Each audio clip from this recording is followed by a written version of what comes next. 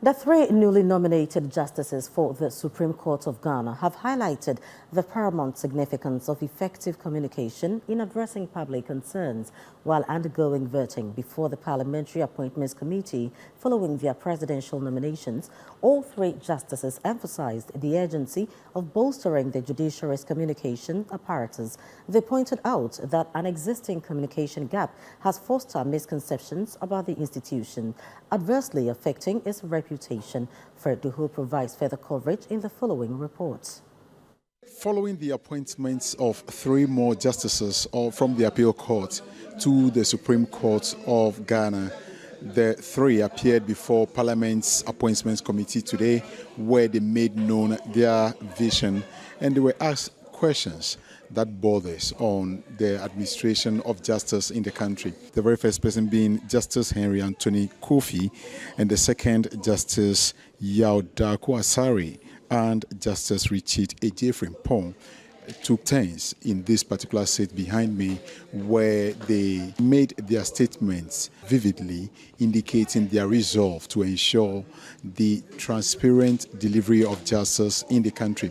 One of the key issues that run through their answers has to do with corruption, and all of them answered in the affirmative, indicating that corruption largely has been perceived generally that the judiciary is corrupt, but they believe certain things can be done to improve the corruption perception about the judiciary. The current Chief Justice, I've heard her opening new courts and telling people about the fact that we as a judiciary are against corruption. He's been saying it all. In fact, the previous Chief Justice was doing the same thing, talking about the fact that the judiciary is against, it's not a corrupt institution we are against, and people who have complaints should come forward.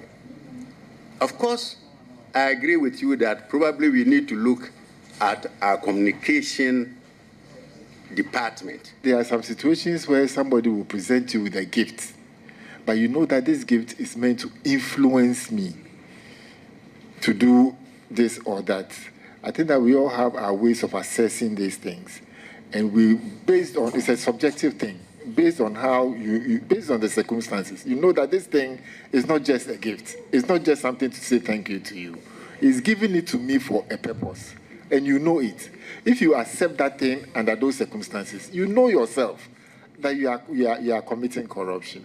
Based on the large volumes of cases before the courts, almost all three justices of the appeal court made known the fact that they believe alternative dispute resolution is the way to go to ease the burden on the courts. Judges are doing their best, but of course, some of the case loads are so heavy that you are naturally incapable of delivering some judgment the way you want to. In the area of case management, where we can use pre-trial settlement conferences, we make it mandatory for every case that appears before the court. They must go through these pre-trial conferences and explore the means of amicably settling suits before they lead up to trial.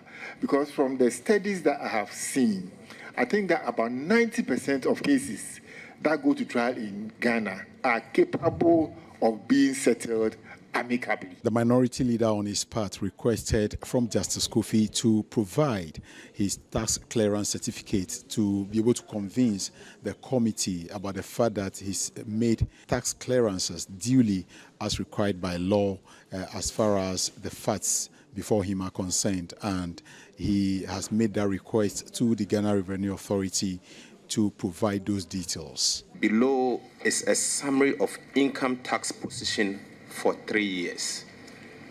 1, 2021, turnover 0, chargeable income 0, tax charge 0, tax paid 0, tax outstanding 0.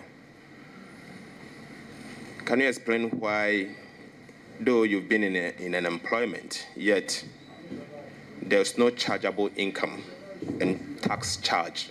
Yes, I saw it. I saw it. And you think there's nothing wrong with the certificate before us?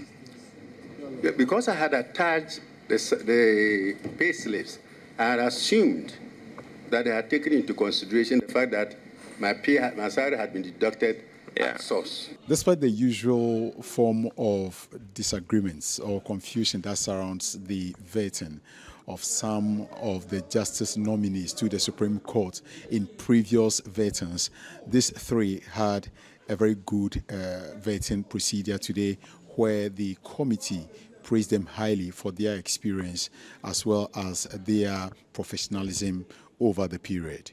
My name is Fred Duho, reporting from Parliament for City News.